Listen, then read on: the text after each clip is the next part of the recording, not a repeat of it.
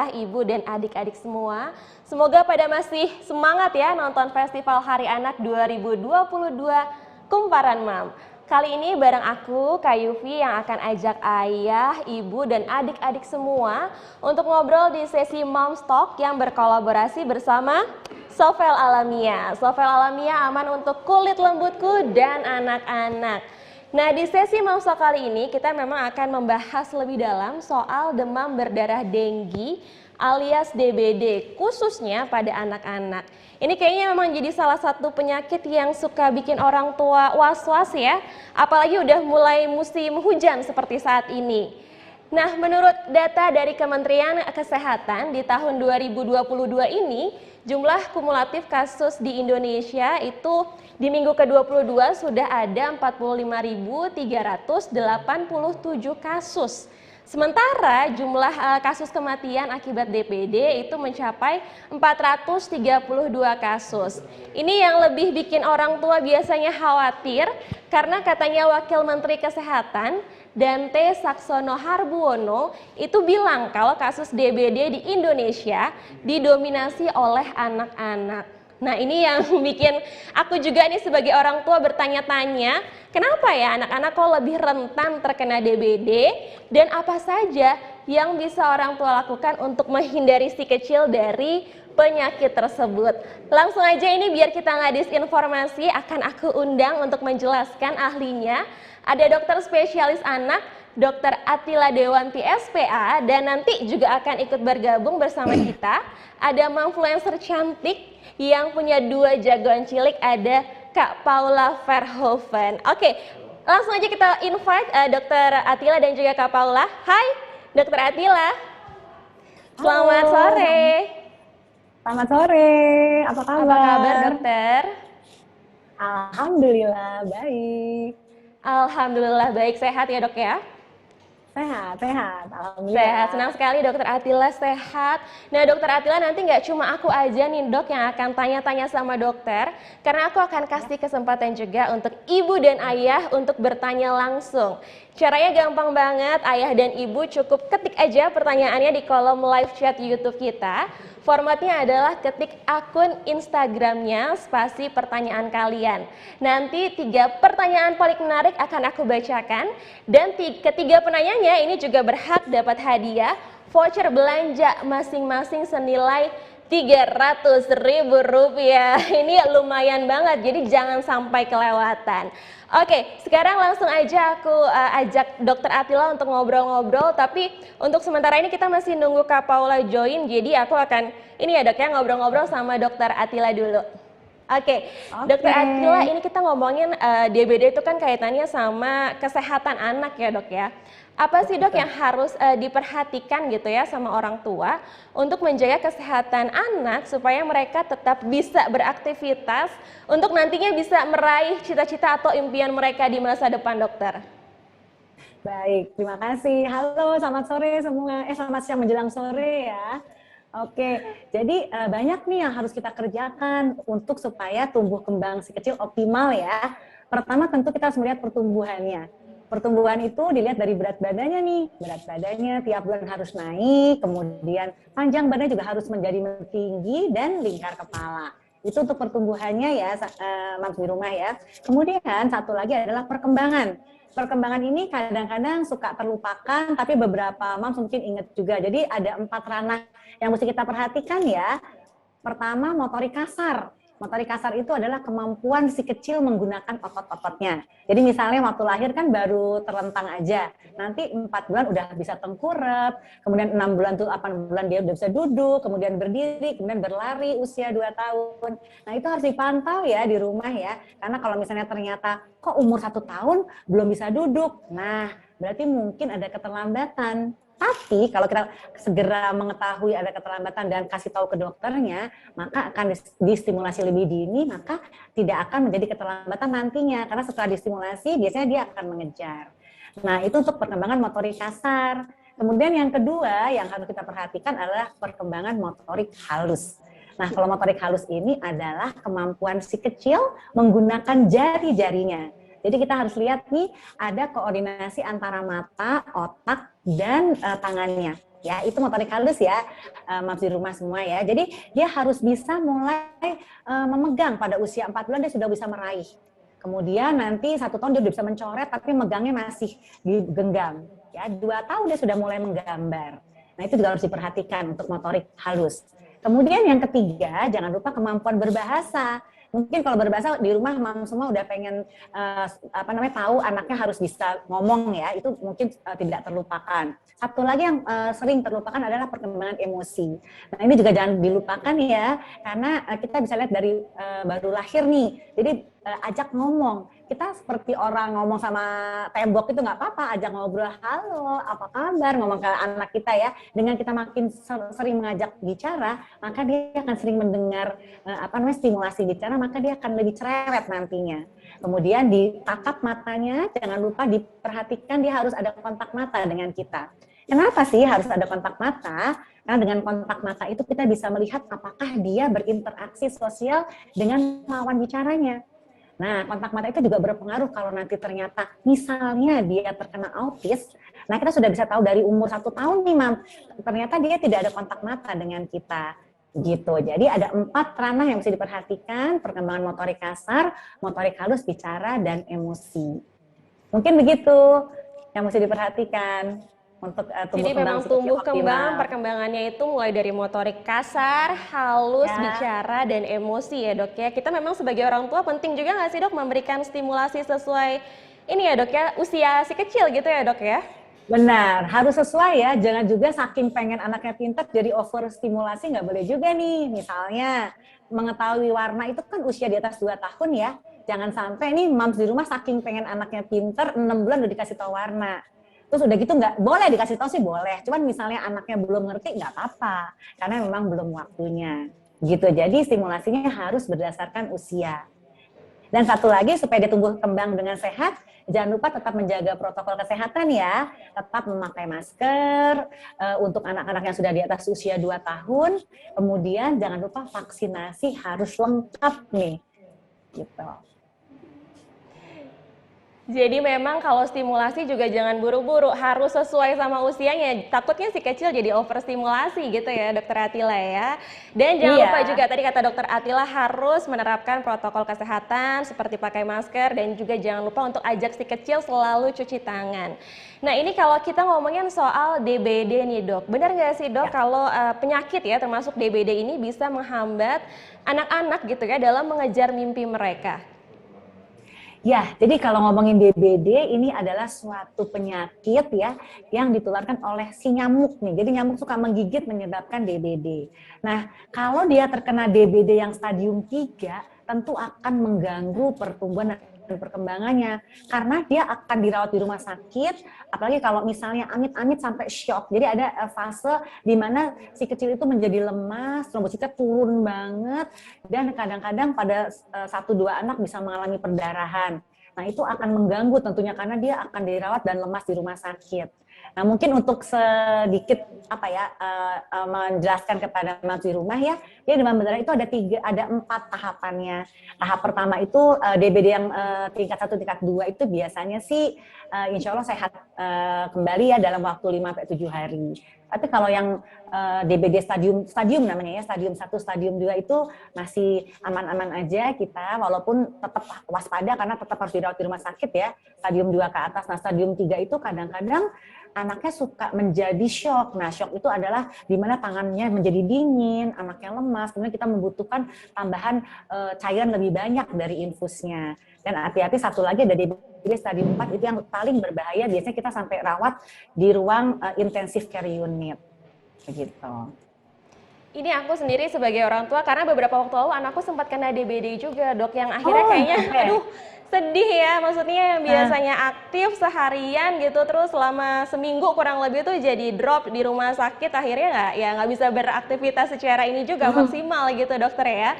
Nah ini seru banget obrolan aku sama dokter Atila, aku juga mungkin nanti akan tanya-tanya lagi sama dokter, tapi sebelumnya aku mau ingetin dulu ke ayah dan ibu kalau kalian boleh banget drop pertanyaannya di kolom live chat YouTube kita sekarang.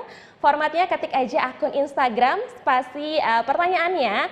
Nanti 3 orang pemenang dengan pertanyaan paling menarik akan dapat hadiah voucher belanja masing-masing senilai Rp300.000. Jadi boleh banget langsung drop pertanyaannya sekarang dan boleh lebih dari satu pertanyaan.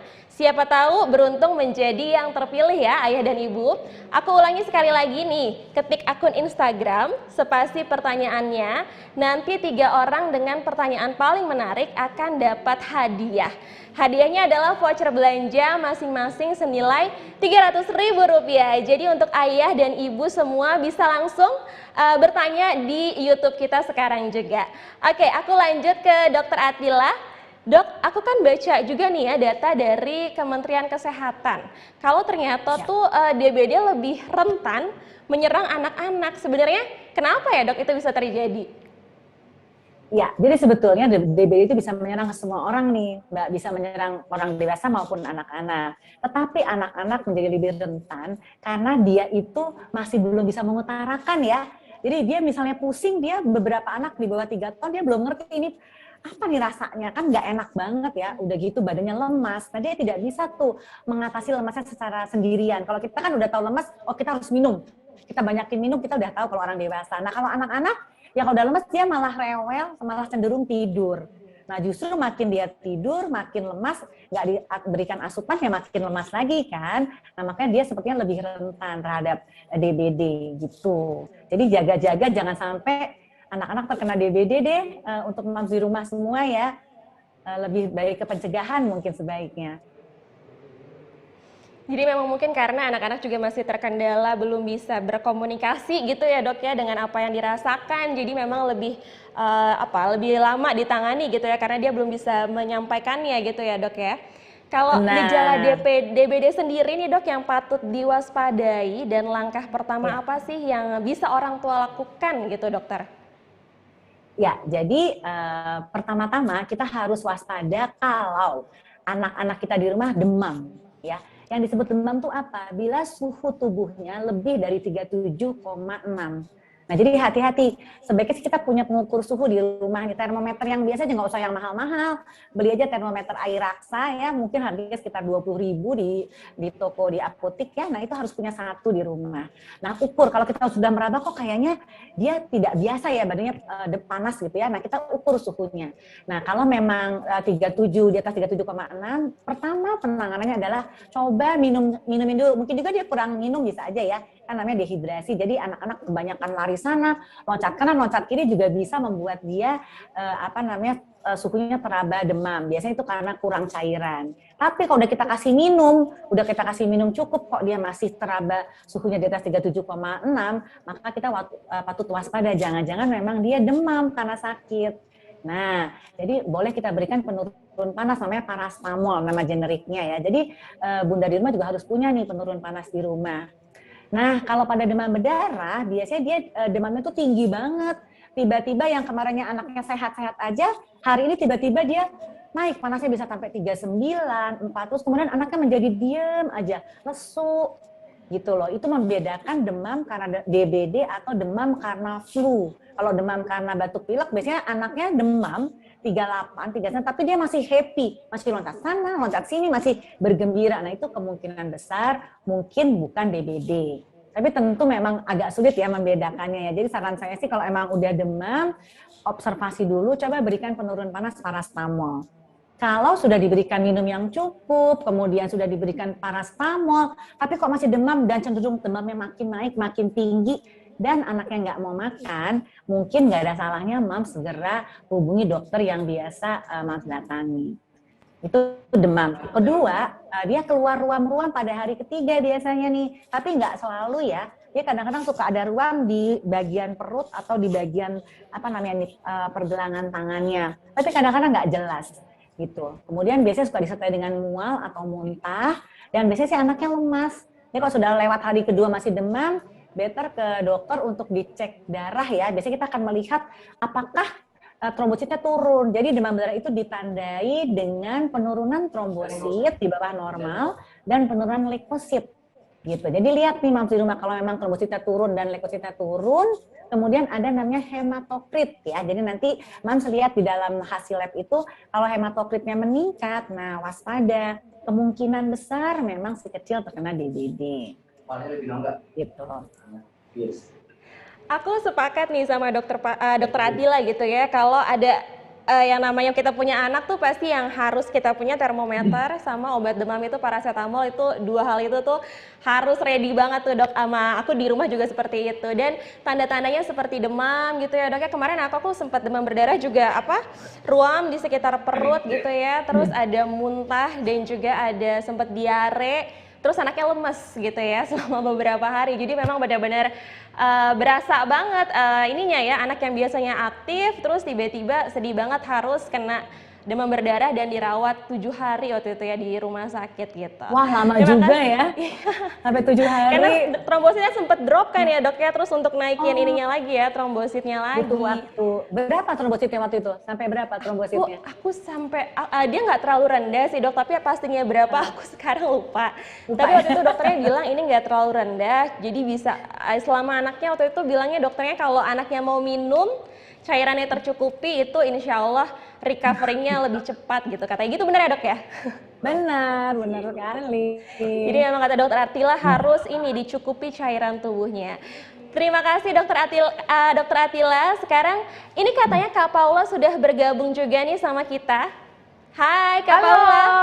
semua dokter, Halo, semuanya maaf selamat ya sore. tadi habis nyusu dulu ya, Kenzo agak rewel, jadi tadi nggak bisa ditinggal, jadi tadi sempat nyusuin sama nenangin dulu, sekarang udah tidur, sekarang udah bisa live deh sama kalian. Maaf banget telat Gak kitanya. apa-apa, terima kasih Kak Paula sudah join Iya. sama aku dan dokter Atila.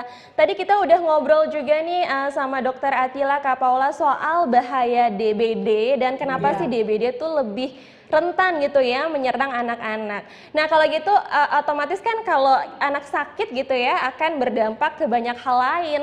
Salah satunya kan menghambat minat dan bakat si kecil juga. Jadi aku mau tanya-tanya sama Kak Paula soal ini, minat dan bakat dulu ya Kak Paula. Boleh. Kalau menurut Kak Paula, kenapa sih Kak kita perlu mengenali minat dan bakat anak sejak dini? Penting banget ya kalau buat aku, apalagi kan zaman sekarang tuh kan dipermudahkan semuanya untuk mengenali minat dan bakat. Tambah lagi kan kita sekarang ada zaman-zaman tes DNA apa segala macam, dan buat kita ibu muda ini penting banget mengenali minat dan bakat anak-anak sejak dini, karena kita tuh bisa memberikan fasilitas dan juga pendidikan yang sesuai gitu. Jadi kan lebih terarah gitu loh.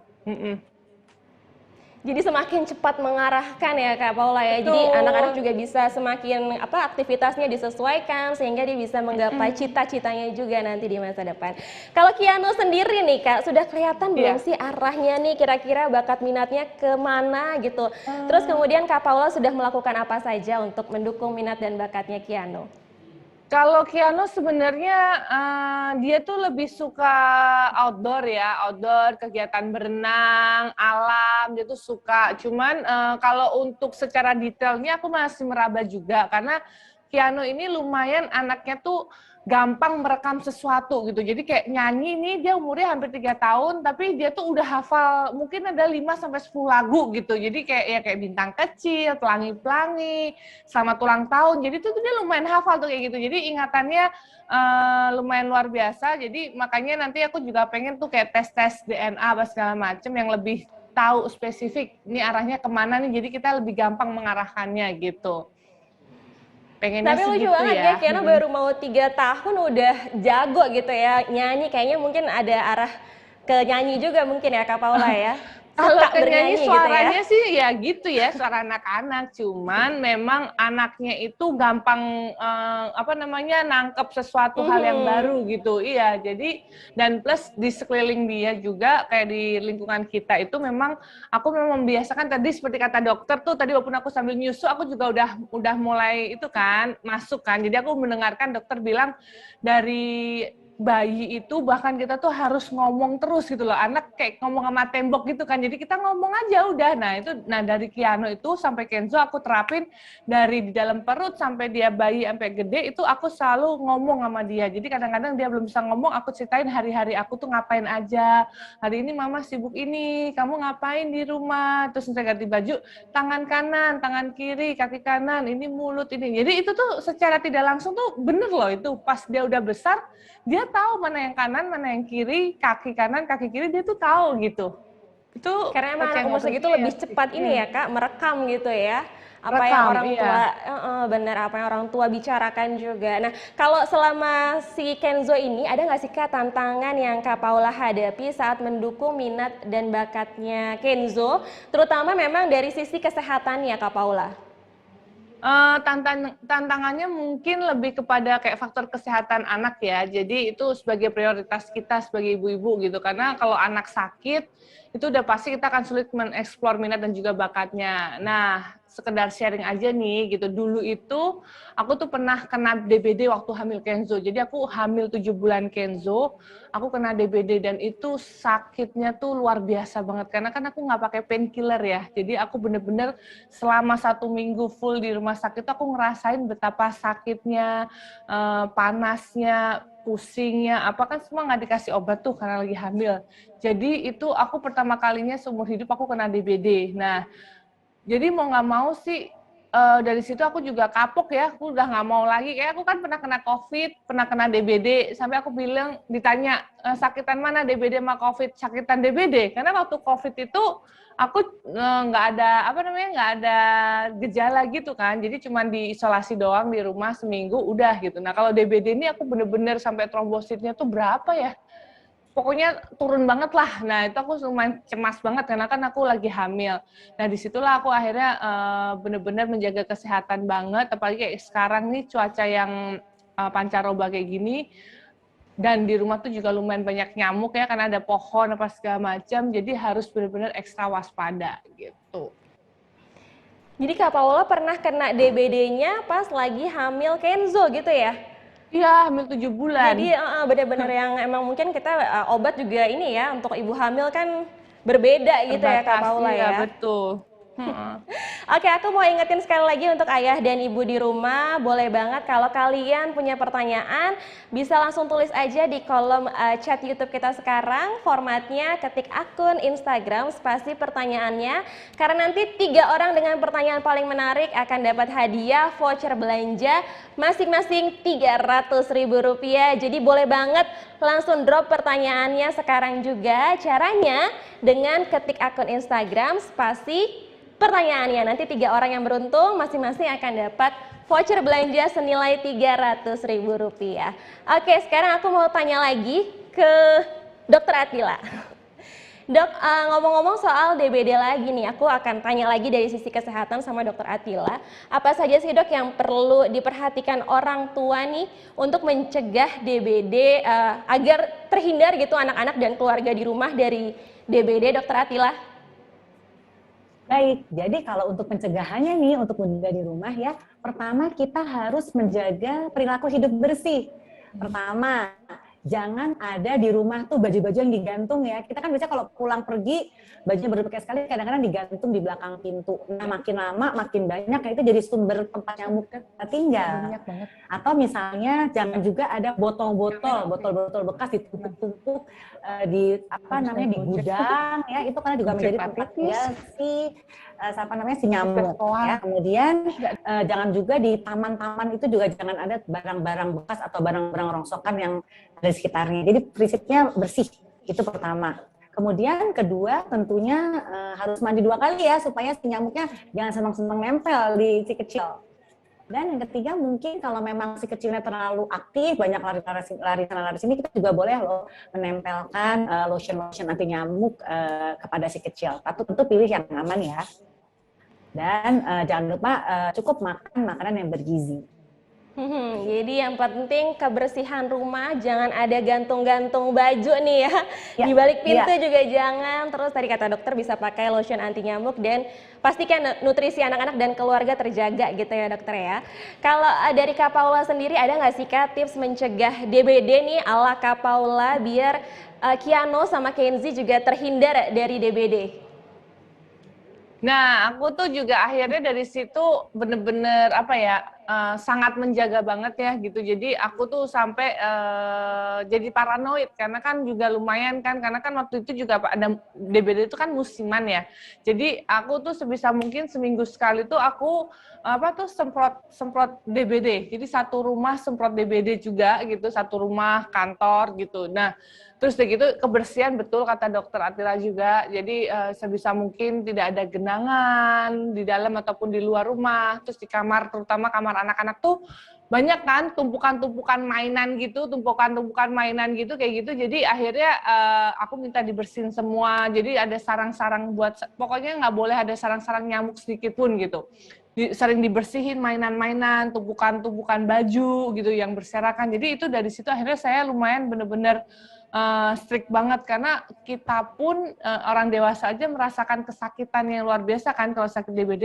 Jadi kita kepengennya anak jangan sampai merasakan hal yang sama gitu. Maksudnya apalagi mereka kan di infus apa segala macam kan pasti kitanya juga pusing gitu kan, kasihan sama mereka. Jadi lebih antisipasinya sih seperti itu ya gitu. Kebersihan dan makannya juga. Dan jadi Kiano memang juga ini Kak biasanya Paula sudah punya cara jitu ya. Pantesan jadi Kiano sama Kenzo nih bisa terhindar dari nyamuk-nyamuk nakal. Dan karena Kak Paula tadi sudah menjaga kebersihan dan melakukan berbagai gaya hidup sehat juga ya Kak ya, agar dua jagoan ciliknya terhindar dari DBD. Ini seru dan menarik banget obrolan kita bertiga hari ini, aku berasa makan tuh aku kasih buah-buahan. Iya Mbak. Dari buah-buahan ya. Iya, buah-buahan. Bisa dilanjut ya? Iya, jadi Kiano Kenzo tuh aku kasih buah-buahan, sayur-sayuran, dan juga itu yang nggak kalah pentingnya, aku juga selalu melakukan perlindungan dari luar. Maka aku tuh rutin juga tuh pakai Softvel Alamia, ini dia. Nih, jadi aku selalu pakai ini. Tunggu aku buka dulu nih.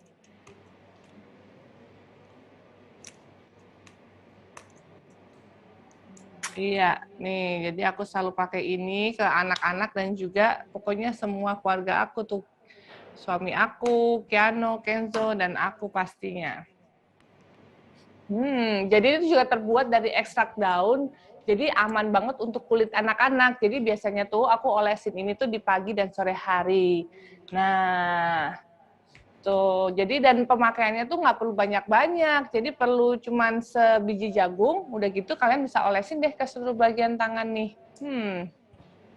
Jadi lotion anti nyamuk ini tuh terdiri dari ekstrak daun terdiri dari ekstrak daun, jadi aman buat anak-anak gitu maksudnya. Baunya juga enak banget loh. Jadi perlindungannya lebih maksimal ya Kak Paula ya, mencegah DBD ya.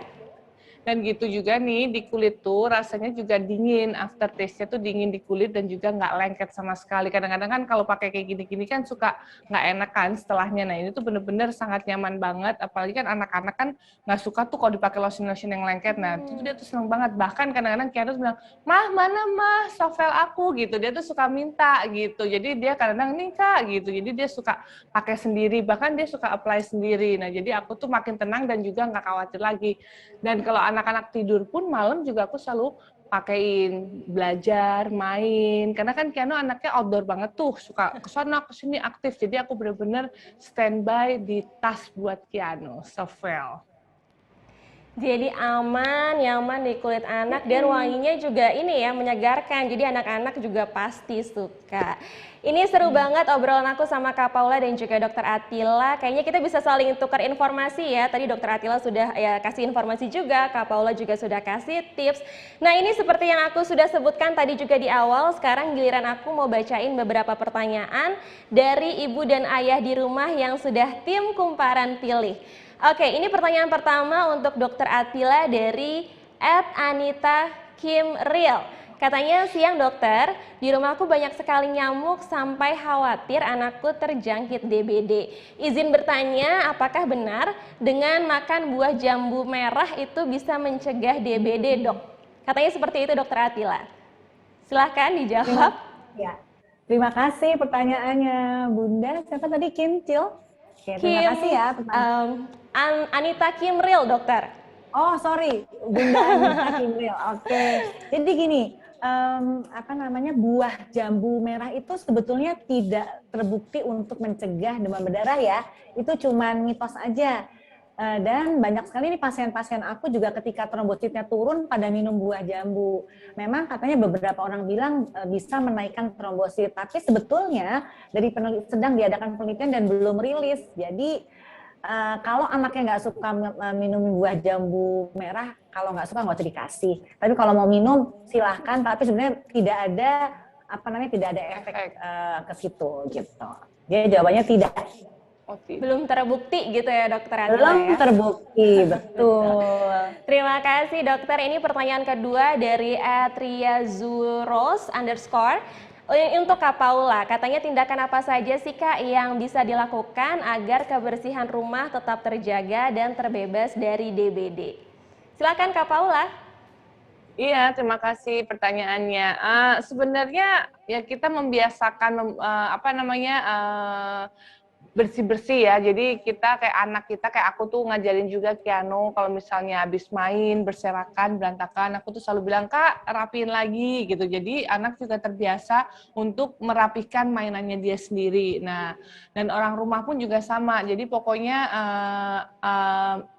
genangan-genangan air, dan kadang-kadang tuh yang nggak kelihatan itu sarang-sarang itu loh, yang kayak di ujung-ujung kamar gitu, misalnya ada mainan yang ketumpuk dikit atau baju kotor yang ketumpuk dikit, itu kan udah lembab dan juga banyak nyamuk gitu, sarangnya nyamuk. Nah itu tuh paling aku concern banget gitu, apalagi kamar bermain anak ya. Nah itu tuh yang paling concern sekali. Nah itu akhirnya setiap minggu pasti saya semprot itu juga yang anti DBD juga, dan pastinya perlindungan dari luar software selalu ada di tas aku dan juga anak-anak gitu.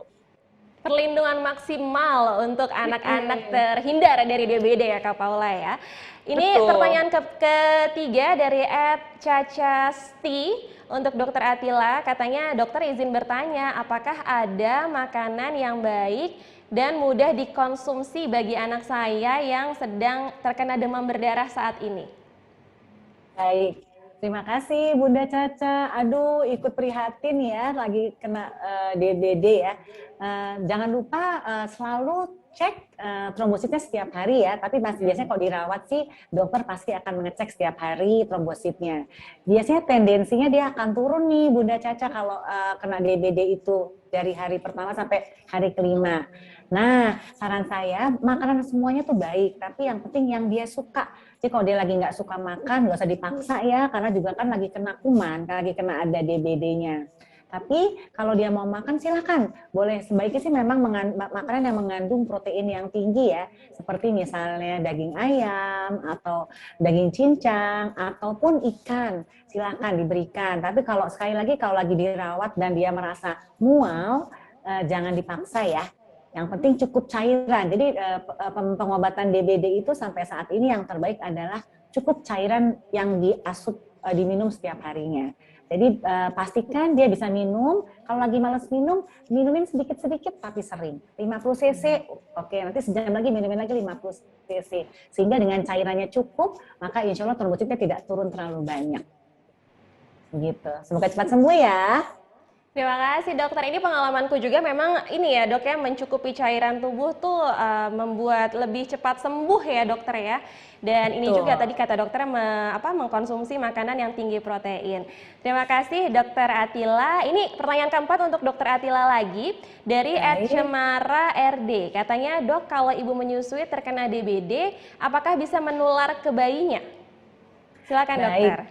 Iya, wah senang sekali nih baru punya baby lagi menyusui ya. Saran aku sebelum lupa, full ASI ya, ASI eksklusif adalah yang terbaik untuk si kecil. Nah tapi untungnya ini tidak nurun ke bayinya sih, jadi tenang aja. Kalau misalnya ibu terkena DBD, dia tidak akan diturunkan ke bayinya atau bayinya tertular. Tapi hati-hati loh, kan yang membuat DBD itu kan gigitan nyamuk. Jadi bisa saja dia habis gigit ibunya, kemudian gigit babynya. Jadi saran saya, hati-hati, tadi seperti kata Paula, jangan lupa bersihin tuh genangan-genangan air. Cari sumber-sumber apa namanya perintilan-perintilan Jentik-jentik. jentik-jentik, bener banget Paula. Itu yang Pengalaman. pengalaman ya, kamu hebat sekali deh, sampai inget jentik-jentik segala macam, keren banget. Udah pernah kena sih ya Paula ya. Jadi Aduh, iya udah pernah ingat kena, banget nggak ya. mau lagi. Jadi nggak Jadi menular itu. dari menyusuinya ya dok ya, tapi habis gigit ibunya, kalau gigit bayinya ya bisa. Jadinya sama-sama kena DBD gitu ya dokter Atila ya. Ya, jadi bukan karena menyusuinya, tapi takutnya si nyamuknya itu menggigit dari ibunya, kemudian dia pindah menggigit si bayinya. Si bayi. Gitu. Tapi bukan dari ini ya, tetap berikan ASI ya. Tapi jangan sampai gini loh, mentang-mentang ibunya sakit terus berhenti ASInya, enggak, jangan. Tetap berikan ASI, itu aman banget, ASInya tidak terkontaminasi kok. Tetap full Thank ASI. you dokter. Oke? Ini pertanyaan kelima masih untuk dokter Atila lagi dari @aricatur. Katanya apakah benar dok untuk kasus DBD terkena kedua kalinya dapat menyebabkan kondisi atau gejala yang lebih berat? Kalau benar apa yang menyebabkan hal tersebut dokter, katanya gitu. Baik, wah keren nih pertanyaannya Bunda Ari Catur ya. Jadi begini, kalau pernah terkena DBD, bukan berarti asik udah selesai aku kena DBD nggak bakal ketularan, nggak begitu. Karena dia tidak seperti cacar air ya. Kalau cacar air udah pernah kena banyak gitu, ya udah kita mungkin tidak terkena lagi. Nah kalau DBD bisa berkali-kali serangannya, bahkan bisa 4 kali, karena dia ada strainnya. Strain tuh apa ya? Jenis ini, jadi ada jenis 1, 2, 3, 4. Nah, jadi betul sekali pertanyaannya. Memang benar kalau kena kedua kalinya akan lebih berat karena tubuh kita sudah punya memori untuk terhadap antigen si DBD tersebut. Jadi saran saya jangan sampai 2 kali ya, kayak Paula tadi kan udah benar-benar hafal luar kepala tuh dia. Jentik lah, apa bersih karena nggak mau 2 kali. Jadi jangan sampai 2 kali karena memang akan membuat lebih pusing, lebih nggak enak badan, nggak enak banget loh DBD itu. Bener.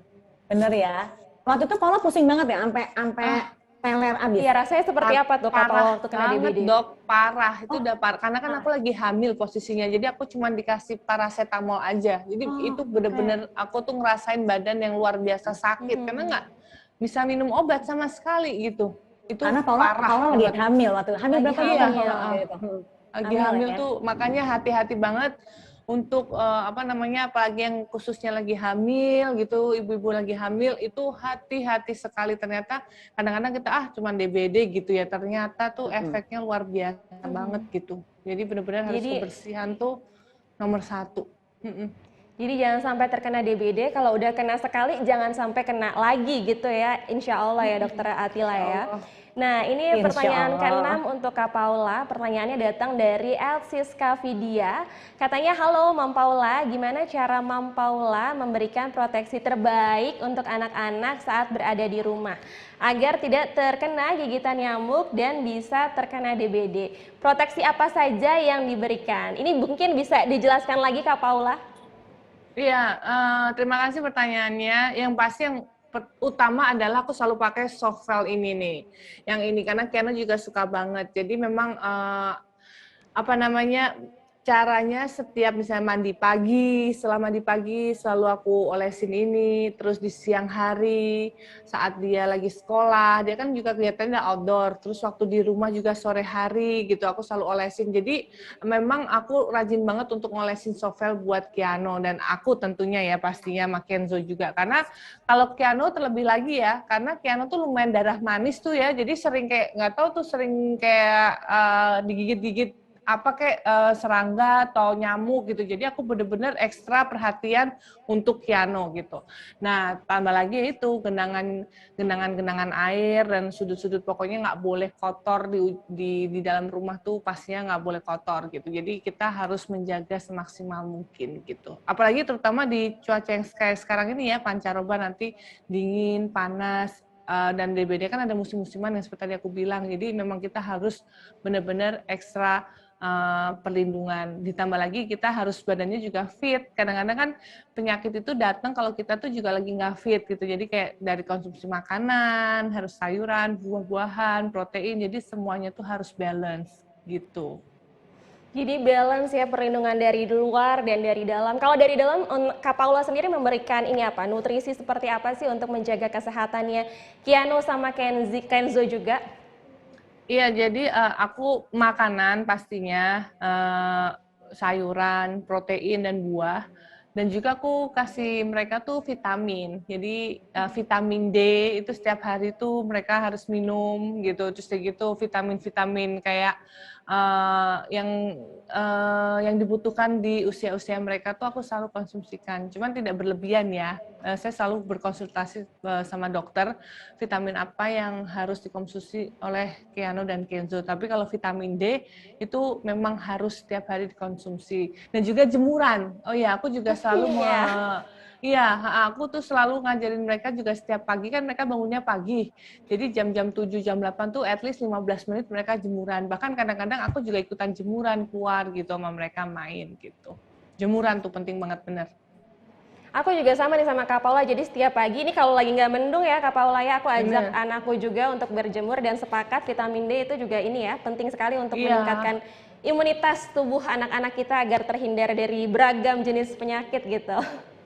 Nah ini masih ada waktu, aku mau buka pertanyaan ketujuh ini untuk Dokter Atila lagi dari @sultoni 7509834. Katanya dok, bagaimana fase ketika anak kena DBD? Apakah anak obesitas benar lebih rentan terkena DBD?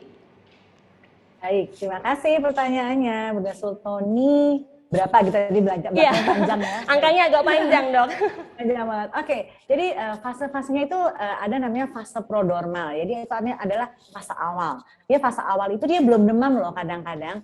Kadang-kadang dia masih lemes dulu, tiba-tiba tuh yang anaknya loncat-loncat, happy, tiba-tiba tuh dia kayak apa ya, pernah lihat ayam sakit nggak? Jadi dia tuh lesu gitu diam ya. Nah tapi sesudah itu tiba-tiba langsung panasnya jereng tinggi banget.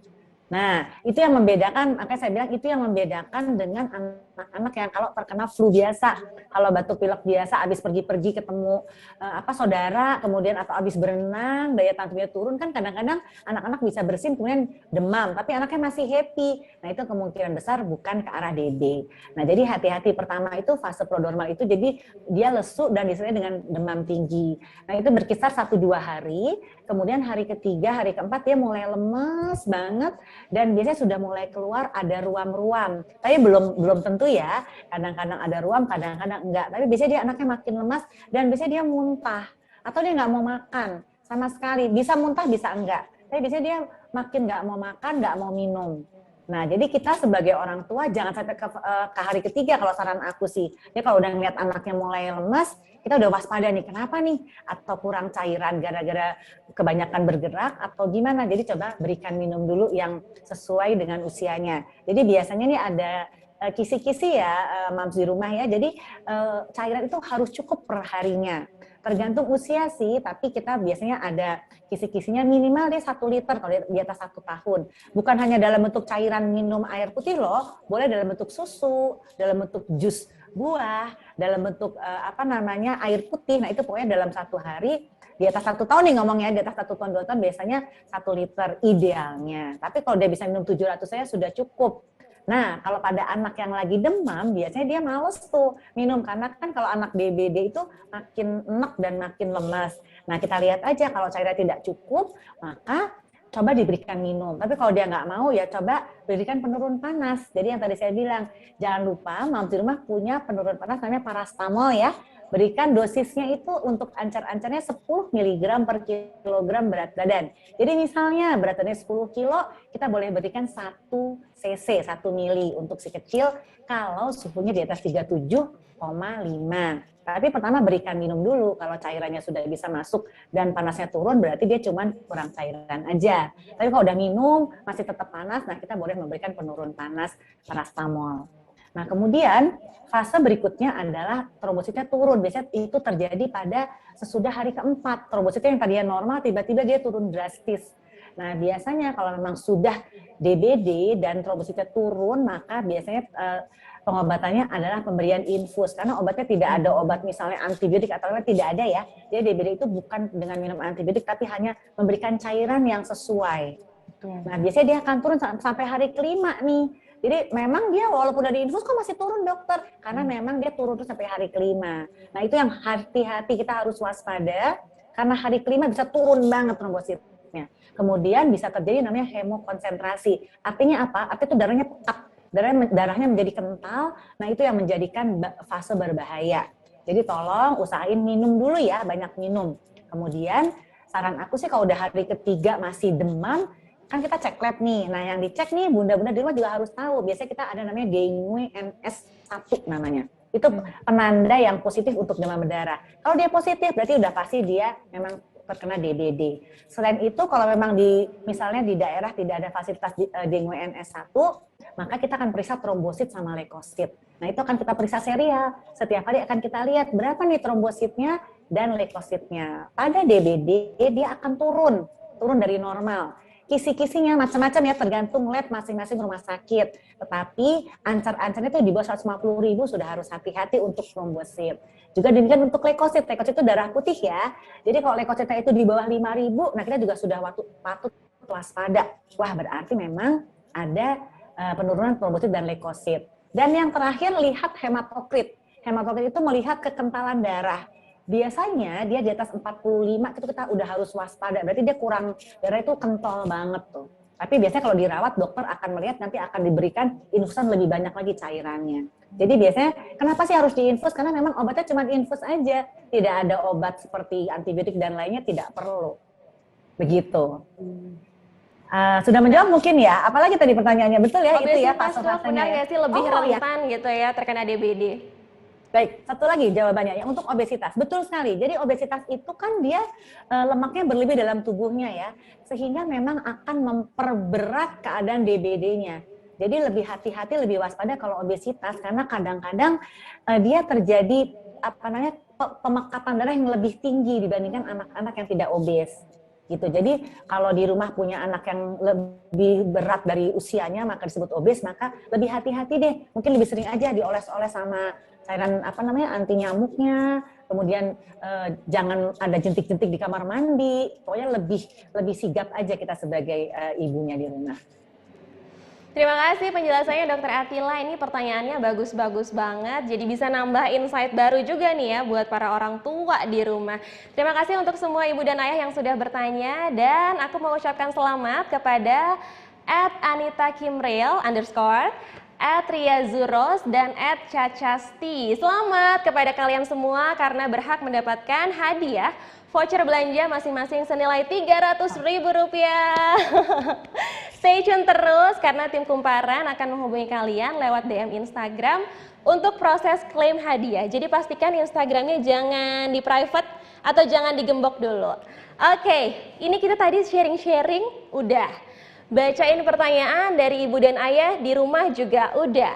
Bagi-bagi hadiah juga udah. Ini berarti sekarang sudah waktunya kita pamitan dulu sama Kak Paula dan juga Dokter Atila. Terima kasih Kak Paula dan juga Dokter Atila. Sama-sama. Terima kasih kembali. Makasih Paula. Semoga anak-anak Indonesia Makasih, ini ya Dok ya, Kak Paula bisa selalu sehat dan dijauhkan dari berbagai macam penyakit biar bisa mengembangkan minat dan bakatnya untuk mencapai cita-cita dan mimpi mereka di masa depan. Terima kasih banyak Kak Paula dan juga Dokter Atila. Sampai ketemu di acara-acara Kumparan selanjutnya. Terima kasih. Dadah. Bye. Oke, nah ibu dan ayah semua mencegah memang lebih baik daripada mengobati. Dari obrolan tadi kita jadi punya ini ya, cara jitu untuk melindungi anak-anak kita dari gigitan nyamuk Aedes aegypti. Salah satunya dengan menggunakan Sovel alamiah. Jadi lotion anti nyamuk ini aman untuk seluruh anggota keluarga. Sovel alamiah terbuat dari ekstrak daun alami dengan formula yang nggak bikin kulit jadi lengket, serta aman juga untuk kulit sensitif. Ibu dan ayah tinggal pilih aja, ada beberapa varian yang tersedia. Kalau aku sendiri nih di rumah, aku pakai dua-duanya. Yang pertama itu ada Sovel alamiah mint, geranium, dan yuzu tea tree. Terus kemudian kalau aku tadi udah bilang aku pakai dua-duanya di rumah di pagi dan juga di sore hari untuk memberikan perlindungan optimal. Cara dapetinnya juga gampang, cukup beli aja di minimarket, supermarket, dan juga di Enesis Official Store di e-commerce. Nah, adik-adik dan juga ayah dan ibu, itu tadi obrolan kita di Mousetalk yang berkolaborasi bersama Sovel alamiah, aman untuk kulit lembutku dan anak-anak. Selain itu, untuk perlindungan maksimal cegah DBD bisa dikombinasikan dengan Force Magic.